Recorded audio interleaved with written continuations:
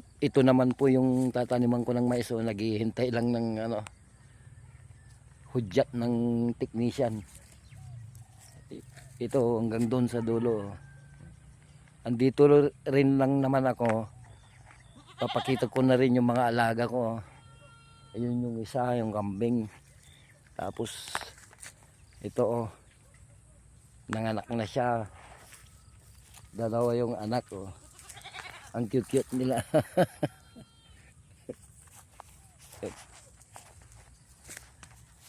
Ay cute.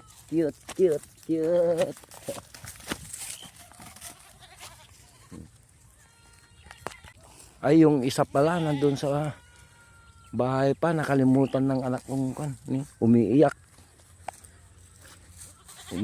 na, gutom na yon.